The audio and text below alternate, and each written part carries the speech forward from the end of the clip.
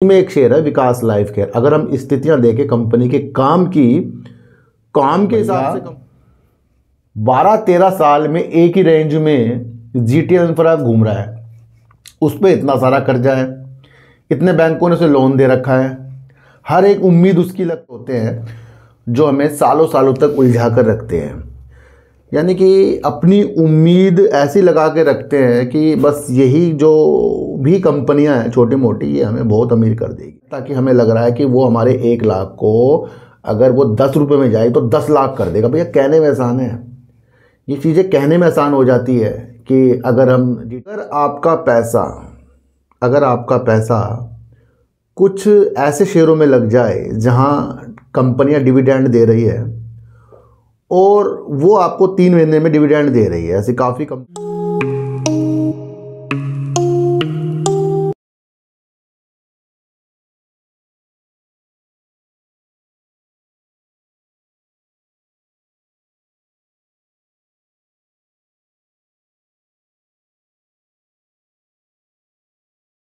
नमस्कार, मैं स्वागत करता हूं आपका अपने ही चैनल पर जिसका नाम है सार्थक बाजार से। आज बात करेंगे ओएनजीसी की और बात करेंगे सर विकास लाइफ केयर की। सर इन दोनों की बात करने से पहले थोड़ा सा मैं आपको समझाऊं कि कुछ शेयर ऐसे होते हैं जो हमें सालों सालों तक उलझा कर रखते हैं।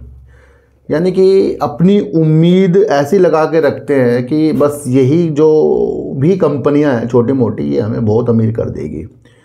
जिसका अगर मैं नाम लूँ जैसे विकास लाइफ केयर हो गया, जीटीएल इंफ्रा हो गया और अन्य ऐसे छोटे मोटे शेयर हो गए जो काम के प्रति तो लाजवाब है पर अपनी परफॉर्मेंस देने के लिए तो बेकार ही है, साबित हो रहे हैं।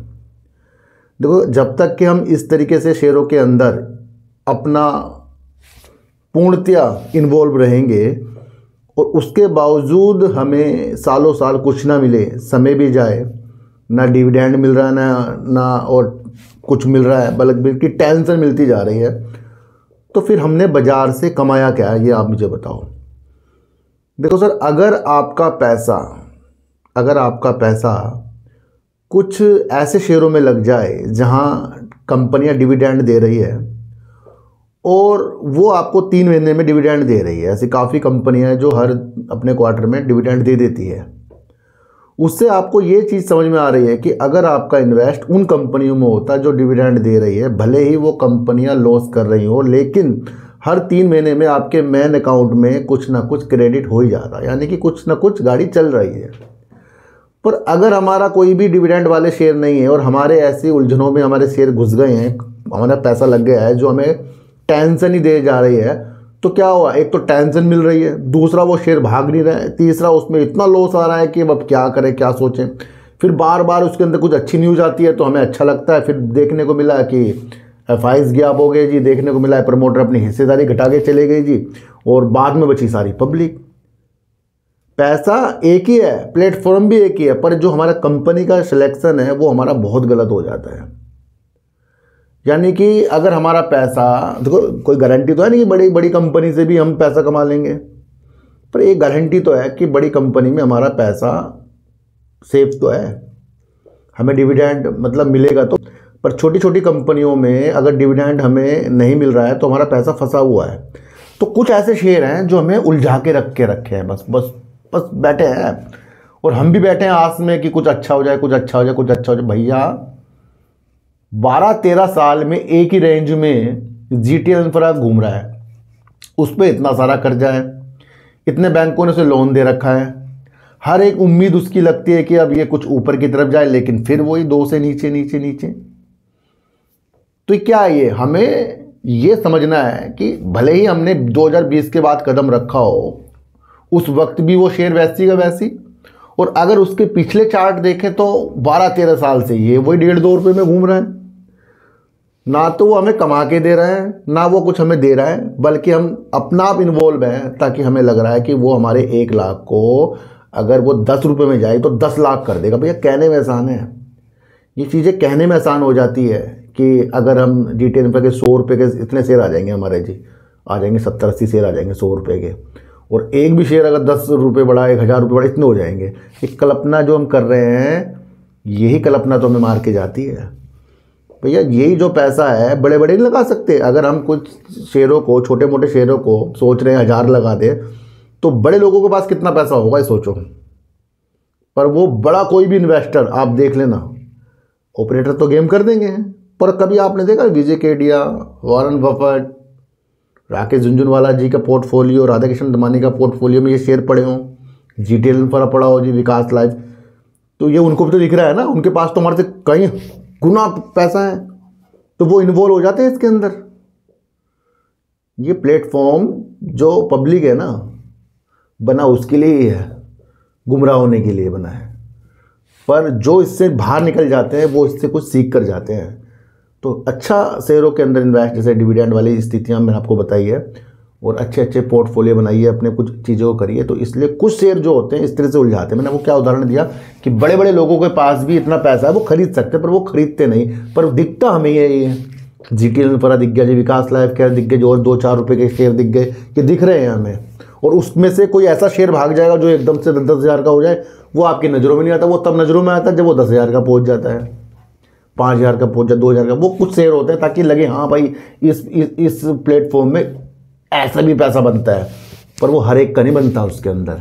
वो भी स्थिति आप समझ कर चलें। तो कुछ शेयरों को आपको अपने हिसाब से डिसाइड करना पड़ेगा कि क्या मेरे 2-4 साल गए, या कुछ लोगों के 12-12 साल गए, तो ये आपको डिसाइड करना पड़ेगा। इसी में एक शेयर है विकास लाइफ केयर। अगर हम स्थितियां देखें कंपनी के काम के हिसाब से कंपनियां बता रही है कि वो पॉलीमर, प्लास्टिक, रसायन, रबर, एफएमसीजी, रियल एस्टेट, दूसरा आपका स्मार्ट मीटर जो इनकी सहायक कंपनी है जेनेसिस, इतने सारे वर्क, काजू प्रशासन, कई चीज़ों में वर्क कंपनी कर रही है। देखने में कोई अगर ये काम बता दे भैया ये काम कंपनी बढ़िया कर देगी, क्यों? क्योंकि इसके इतने अच्छे अच्छे काम हैं। पर अगर आप, चलो डाटा हम पीछे का नहीं लेते, अगर हम इसका 2021 का ही डाटा देखें तो 2021 में भी 2 रुपये का शेयर था करीब का। आज अगर हम 2025 की बात करें नवंबर में, आज भी शेयर 2 रुपये का है। 2 मौके इसके अंदर आए थे जहां ये शेयर ने एक बार 2022 में 7 रुपये 90 पैसे का हमें हाई दिखाया, फिर 7 रुपये 90 पैसा हाई दिखाने के बाद धीरे धीरे धीरे धीरे कम हुआ, फिर उसके बाद ये शेयर 7 रुपये 50 पैसे करीब का फिर गया। ये 2000 शायद ये 24 में गया है ना, 22-23-24 में गया शायद देख लेंगे, है ना। तो यानी 2 बार ये 7 से ऊपर गया और उसके बाद फिर वही कंडीशन में आ गए जो 2021 में था, यानी 2 रुपये में था। यानी कि पहले ये चीज़ें ऊपर बढ़ती गई, लोगों का पैसा गया, फिर धीरे धीरे धीरे शेयर नीचे आया, लोग फिर फंसे, ये फिर ऊपर गया, फिर धीरे धीरे नीचे आया। और अब भी अगर इसके अंदर अगर आप पब्लिक देख लें, पब्लिक 80% से ऊपर है, इससे भी ऊपर है, 80% से ऊपर इसके अंदर पब्लिक है। वो तब जब हम उस रूटीन, उस वर्क को नहीं समझ पा रहे, उस स्थितियों को नहीं समझ पा रहे कि यहाँ पर ऑपरेटर भी होते हैं, और सबसे बड़े ऑपरेटर जो होते हैं यहाँ पर वो होते हैं एफआईज, जो अपनी होल्डिंग को बार बार ऊपर की तरफ ले जाते हैं, फिर धीरे धीरे धीरे धीरे कम करके जाते हैं। तो यानी कि एफआईज इसके अंदर आते हैं, फिर सालों भर में वो कम होते हैं, फिर उनका मन भर जाता है। अब इसके अंदर 0.30% पब्लिक है, वो सॉरी एफआईज है जो बढ़ती है, फिर कई क्वार्टर में अपनी होल्डिंग को कम करती है। यानी कि एफआईज इसमें पब्लिक का मूर्ख बना के चले जाते हैं। एक चीज़ इसके अंदर अच्छी हो रही है, वो है इसके अंदर प्रमोटर अपनी होल्डिंग को बढ़ा रहे हैं। जो पहले 11% करीब की थी, तो धीरे धीरे वो अपनी होल्डिंग को 14% पर लेकर गए हैं, है ना। तो काम बहुत अच्छा है इस कंपनी का। पर कुछ शेयर ऐसे होते हैं जिसको हमें थोड़ा सा त्यागना पड़ेगा, मैं आपको फिर बता रहा हूँ। दूसरी तरफ अपनी नजर देखो, कई साल गुजारने के बाद भी कुछ हाथ में न लगे तो वो वर्क करना ही क्या है। यही पैसा ये अच्छे शेयरों में लगता, बाई चांस वो प्रॉफिट देता, चलो प्रॉफिट भी ना देता तो क्या करता, डिविडेंड देता। तो सबसे पहले तो लालच को मार दो इस फील्ड के अंदर। तो ये आपको समझ कर चलना पड़ेगा। अच्छा, थोड़ा सा इसका और से होल्डिंग पैटर्न देखने चीज़ें देख लें तो वहाँ से हमें कुछ चीज़ें समझ में आ सकती है। मैंने आपको बताया ना, पॉलीमर, रसायन में वर्क कम करती है, स्मार्ट मीटर, सब चीज़ आपको पता ही लग गई है। मार्केट कैप कंपनी का अगर हम देखें तो 377 करोड़ का है, 2 रुपये करीब का कंपनी का शेयर चल रहा है। हाई अगर देखें 4 रुपये 74 पैसे का है, लो कंपनी का 2 रुपये से नीचे का भी है। और अगर हम कंपनी की सितंबर 2024 की सेल देखें तो 134 करोड़ 88 लाख की थी 2 करोड़ 15 लाख का कंपनी ने प्रॉफिट किया था। अब जून 2025 का ही देख ले, क्योंकि अभी सितंबर का इसका रिजल्ट नहीं आया, तो 92 करोड़ का कंपनी ने सेल कर दी, जो कम है साल दर साल भी और क्वार्टर दर क्वार्टर भी। और कंपनी 3 करोड़ 95 लाख का लॉस करके बैठी है। तो ये आप समझ कर चल सकते हैं। दूसरी स्थिति को अगर आप देखें तो कैश फ्लो, यानी कि कंपनी अपनी ऑपरेटिंग एक्टिविटी से जो पैसा कमा रही है वो कंपनी अपने साल भर में अपनी कंपनी में लगा कितनी रही है। देखो भैया ये भी माइनस में चल रहा है। अगर इसका एक फाइन वो देखे कि कंपनी उधार भी ले रही है क्या, कंपनी अभी भी 108 करोड़ का कंपनी ने मार्च 2025 में उधार भी लिया है। अब अगर आप यहाँ देखें प्रमोटर की हिस्सेदारी के अंदर 11.35% के प्रमोटर दिसंबर 2022 में थे। अब कंपनी के अंदर कितने प्रमोटर हो गए हैं, करीब अगर हम देखने को मिल रहा है तो यहाँ पर प्रमोटर कंपनी के अंदर हो गए हैं 14.20% के इसके अंदर प्रमोटर हो गए हैं। देखो सर एफआईज का खेल समझिए। दिसंबर 2022 में कंपनी के अंदर जो एफआईज थे 8.07% थे। अगले मार्च 2023 के अंदर 3 महीने के अंदर ही 0.33% के अंदर इसके अंदर एफआईज हो गए, यानी कि करीब पूरी की पूरी हिस्सेदारी कम करके बैठ गए थे मार्च 2023 में एफआईज। और हिस्सेदारी किसके पास गई, देखो सर प्रमोटर तो झुके तो है 11.35%, किसके पास गई है 88%, पब्लिक के पास गई है। यानी कि ये तो एक तरीके होते हैं जिसको आपको ये शेयर होल्डिंग पैटर्न इसका बता रहा है कि आपको बहुत काफ़ी संभल कर रहना पड़ेगा। उसके बाद कंपनी के अंदर 0.02% तक की हिस्सेदारी प्रमोटर वो एफआईज की हो गई है। अगर आप यहाँ पर देखें तो मार्च 2024 में फिर दोबारा एफआईज आए जो 4.35% के थे, और वहाँ पर आपको देखने को मिला धीरे धीरे करके कंपनी के अंदर से अगले 3 महीने के अंदर ही 0.28% की पूरी अपनी होल्डिंग वहाँ ख़त्म कर दी। फिर धीरे धीरे उसके बाद कम करते गए, थोड़ा सा बढ़ाते गए, और किस पे गई है, पब्लिक पे गई है। एक चीज़ और अगर आप देखें तो सितंबर 2025 में यहाँ पर आपको देखने को मिल रहे हैं प्रमोटर जो अपने कई क्वार्टर से अपनी होल्डिंग को जो कहते 14.20% पर लाए हैं, यानी कि पब्लिक कंपनी के अंदर 85.50% हो गई है। प्रमोटर ने अपनी होल्डिंग को बढ़ाया, और फिर एफआईज का खेल यहाँ पर देख सकते हैं आप, जो 4% आए थे अब 0.30% है। तो यहाँ से सारा चीज़ यहीं से देखने को आपको मिल रहा है कि कंपनी के अंदर कमाइन के धंधे पब्लिक के काफ़ी कम है, बाकी ये एफआईजी इसके अंदर से चीज़ों को कर रहे हैं। तो कुछ शेयर ऐसे होते हैं, मैंने आपको क्या टाइटल रखा है, कुछ शेयर ऐसे होते हैं जो अपने में उलझा कर रखते हैं, और जो नए नए निवेशक आते हैं वो स्थिति को नहीं समझ पाते। तो इसलिए ये चैनल बना है, सच्चाई की ओर है। अपनी स्थितियों को कोई अच्छे शेयरों के, मैं कोई कंपनी के शेयरों का नाम नहीं बता रहा हूँ आपको, पर आप अपनी स्थिति देखिए। मैंने आपको डिफरेंस बता दिया कि कुछ पैसा कुछ बेकार शेयरों में लगाए, कुछ पैसा कुछ अच्छे शेयरों में लगाए। अच्छे शेयर वाले आपको बोनस भी दे रहे हैं, डिविडेंड भी दे रहे हैं, और एक चीज़ भी बता रहे हैं कि हाँ भाई कुछ आगे हो सकता है। तो स्थिति आप समझ कर चल सकते हैं। अच्छा, अब बात करेंगे ओएनजीसी का।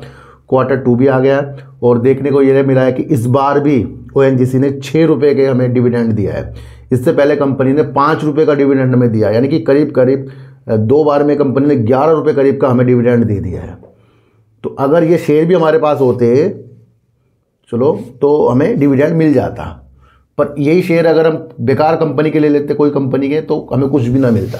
तो ये डिफरेंस करना आपको बहुत ज़रूरी आना चाहिए। अच्छा, देश की सबसे बड़ी ये कंपनी है जो कच्चे तेल के ऊपर वर्क करती है, और समुंदर के अंदर गहरी गहरी जगहों में ये प्राकृतिक गैस, अन्य गैसों की खोज करती है और तेल की खोज करती है। यानी कि देश के अंदर एक बड़ी कंपनी जो है ओएनजीसी है। दूसरा अगर मैं आपको बताऊं तो देश के अंदर घरेलू जो कच्चा तेल का उत्पादन है उसके अंदर अकेले ओएनजीसी जो है 70% का उत्पादन करती है, और प्राकृतिक गैस में घरेलू यानी देश के अंदर करीब 84% करीब का उत्पादन कौन करता है, ओएनजीसी करती है। तो ये आप समझकर चल सकते हैं। और करीब विदेशों के अंदर भी 15 से ज़्यादा देशों के अंदर भी कंपनी वहाँ की कंपनी से मिलकर इस तरीके का कुछ वर्क करती है जहाँ कंपनी की स्थितियाँ अच्छी होने की उम्मीद बढ़ जाए। और कंपनी के पास करीब 11,000 किलोमीटर तक की, इससे भी ज़्यादा हो गई अब तो, पाइपलाइन है, गैस की पाइपलाइन है इनकी 11,000 किलोमीटर तक की, जिसका संचालन खुद ओएनजीसी करती है। तो ये भी आपको समझकर चलना पड़ेगा, जहां ओएनजीसी बेहतरीन वर्क जो है कच्चे तेल के अंदर और देश के अंदर अपनी स्थिति को मजबूत करने के लिए नवकरणीय ऊर्जा की तरफ भी कंपनी बढ़ती जा रही है। तो मैं आपको बताऊं, हिंदुस्तान पेट्रोलियम कंपनी है ना, HPCL, उसके अंदर भी अगर प्रमोटर अगर आप देखेंगे ओएनजीसी है, जो करीब 54.90% के जो प्रमोटर आपको ओएनजीसी देखने को मिलेंगे, उसका अधिग्रहण इसने किया तो यहाँ से भी इसने अपनी स्थिति को मजबूत किया, पहले कम किया था फिर उसको इसने 54.90% कर लिया। तो देश की एक बड़ी कंपनी है जो देश के तेल के उत्पादन की क्षमता को बढ़ाने में वर्क कर रही है और देश की तेल की जरूरत को पूरा करने के लिए कंपनी वर्क करती है। दूसरा, अगर मैं आपको एक चीज़ और बताऊं, कंपनी नवकरणीय ऊर्जा की तरफ भी अपनी स्थिति को हमें बताकर गई है और 2030 तक के नवकरणीय ऊर्जा की तरफ अपनी 10 गीगावाट की क्षमता बनाने के लिए कंपनी वर्क कर रही है। कब? 2030 तक की। और उसके लिए कंपनी ने 1 लाख करोड़ रुपए निवेश करने की स्थितियां बीच में ओएनजीसी ने हमें बताई थी। और भी काफ़ी स्थितियों के साथ कंपनी अलग अलग देश की बड़ी कंपनियों के साथ साझेदारी करके अपनी स्थिति को मजबूत करने के लिए आगे बढ़ने के प्लान भी हमें बता चुकी है, वो मैं आपको पहले बता चुका हूं। तो ये वो कंपनी है जो देश की स्थितियों को मजबूत करके आगे बढ़ती है। अभी कंपनी का Q2 आया है, उन स्थिति को अगर हम समझे तो हमें देखने को मिल रहा है, पहले हम मार्केट कैप कंपनी का देखें तो 3,19,288 करोड़ का कंपनी का मार्केट कैप है। करंट प्राइस अगर हम देखें 254 रुपये करीब का, हाई अगर हम देखें 274 रुपये करीब का, और करीब करीब कंपनी का लो जो है 205 रुपये करीब का चल रहा है। कंपनी डिविडेंड का अच्छा खासा देती है। सितंबर 2025 में अगर हम कंपनी की सेल देखें 1,57,911 करोड़ की कंपनी सेल कर रही है और 12,615 करोड़ का कंपनी ने प्रॉफिट किया है। प्रमोटर की अगर हम बात करें, कंपनी के अंदर प्रमोटर 58.89% है। एफआईज की अगर हम बात करें, कंपनी के अंदर 6.98% है। डीआईज की अगर हम बात करें तो 19.96% है। और अगर हम गवर्नमेंट की बात करें 10.30% और अगर हम पब्लिक की बात करें 3.87% है। तो ऐसी ऐसी कंपनी में कभी आपको देखने को नहीं मिलेगा कि एफआईज ने एक बार अपनी होल्डिंग को इतना बढ़ा लिया, अगले दिन झटके से खत्म कर दिया। कहाँ देखने को मिलेगा? जिनके शेयर 2-4 रुपए के होते हैं वहां पर एफआईज और ऑपरेटर खेल करते हैं। ऐसी कंपनी में कर ही नहीं सकते। क्यों? क्योंकि एक तो मजबूत कंपनियां होती हैं, दूसरा सरकार का भी हिस्सेदारी ऐसी ऐसी कंपनियों के अंदर होती है, एकदम से चीज़ों नज़रों में आएंगी। तो वो किस शेयरों के अंदर ऑपरेटर और एफआईज खेल कर सकते हैं? उसके अंदर जिसके अंदर पब्लिक ज़्यादा होती है और पब्लिक को उस शेयर से ऐसी उम्मीद हो जाती है कि वो उसको करोड़पति बनाएगा। तो वो स्थिति भी तो आपके माइंड में वो बात आनी चाहिए कि 12 साल में जीटीएल इंफ्रा जो 1.5-2 रुपये करीब था, आज भी वो 1.5-2 रुपये करीब ही है। ये बात आनी चाहिए। फिर उसके ऊपर कर्जा कितना है, उसके ऊपर चीज़ें कितनी हैं, वो भी आपके दिमाग में बात आनी चाहिए। तो अंधा किसी पे भी आपको विश्वास नहीं करना है, किसी पे भी आपको आंख बंद करके पैसा नहीं लगाना है। स्थितियों को आपको समझ कर चलना है। अच्छा, आज की वीडियो आपको कैसी लगी एक बार मुझे ज़रूर बताना। और किसी को भी खरीदने बेचने की नीतियाँ मेरे चैनल पर बिल्कुल भी नहीं है। मेरा कोई टेलीग्राम, कोई व्हाट्सएप ग्रुप भी नहीं है और ना ही आज तक मैंने बनाया। मेरा माध्यम है न्यूज़ को समझाना, साइकोलॉजी को समझाना, जो स्क्रीनर पर जो भी फंडामेंटल्स हमारे सामने हैं उसकी चीज़ों को भापना और किस तरीके से अपने को बचाना, ये मेरा वर्क है। बाकी ये मेरा वर्क नहीं है कि आपको खरीदना बेचना वर्क है। सच्चाई से रूबरू कराना है। जैसे कल मैंने आपको आइडिया से रूबरू कराया कि आइडिया के क्या ट्रिगर हैं, वो सारी। अगर आइडिया की वीडियो अगर आपको देखनी है कल की जरूर देखें, उससे आपको पता लगेगा कि आगे के दिशा निर्देश कैसे हैं और आर पावर के भी। आज की वीडियो आपको कैसे लगेगा मुझे जरूर बताना। तो किसी को भी खरीदने बेचने की नीति मेरे चैनल पर बिल्कुल भी नहीं है सर। तो सर चीटी को आटा दीजिए, गाय को रोटी दीजिए और अपने बच्चों को ज़्यादा से ज़्यादा प्यार कीजिए, क्योंकि बच्चे ही आपकी मासूमियत से किस्मत पलटेंगे। तो फिर मिलेंगे आपसे नए वीडियो के साथ, जब तक के लिए नमस्कार।